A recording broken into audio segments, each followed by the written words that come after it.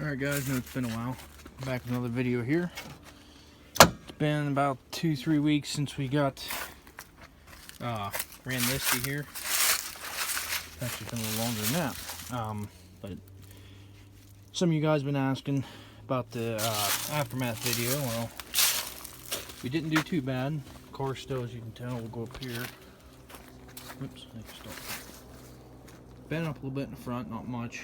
Everything stayed in place. This car was actually doing really well. If you go on and watch Listy Derby, there's a video of it on there.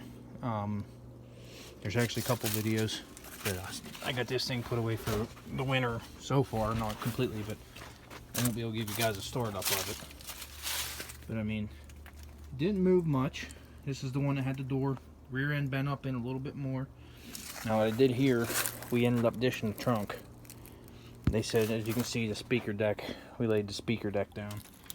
Now I did start pushing up here, which is fine because it's packing in. It's really packing in tight. Another thing too, when you guys do your Crown Vics, make sure you put a not so heavy bumper on it, because I've seen a couple of cars ran. I think they're putting too heavy rear bumpers on. Honestly, even the rebar, stock rebar, would be perfect for these. But this side here still didn't get touched much. I mean, this thing did amazing. The only thing is, I got to tighten my shifter up or turn my shifter around, because every time I hit in reverse, it would knock it in the drive. We ended up changing the water pump at the right before inspection. I went and got inspected. They were going to put me through, and my water pump was, the pulley was grinding, which it's making a noise. I thought it was just the belt, and here to find out it was the water pump was bad. But there's the door that was pushed in before we pushed it out and all that stuff. It didn't even move back where it's supposed to be. I mean, I used the rear of this thing a lot. I used the front end, and as you guys can tell, you remember the other aftermath of Somerset County Fair. You can go check this out. I mean, this thing looks way better than it did coming out of there. So we're going to rerun this car in the spring. I'm just going to cover it up.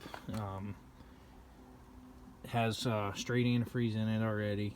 I'm going to duct tape the tops of them. I'll take these off, duct tape it, and then put these back on top and wrap one from the headers here up and over.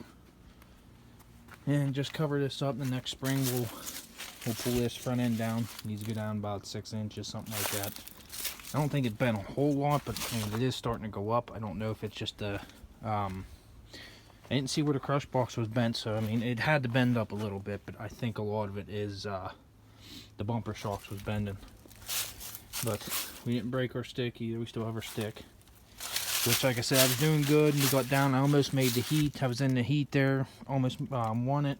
Got down to a couple of us, and surprise, surprise, we ended up spitting the dry shaft, front U-joint. If you guys run GM dry shafts, make sure you change the U-joints.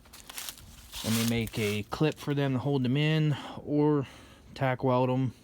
Put a couple tacks on each cap, and then when you're done with the dry shaft or need to replace that joint, you're going to have to, you know, grind it off a little bit. And don't make like a huge bead, but just enough to hold it on there, because this is the third time I had the dry shaft blow apart in the front.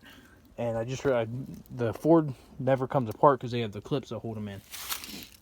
I have broken before, but yeah, this dry shaft stuff's getting annoying, because this car probably would have been junk if we made it to the feature.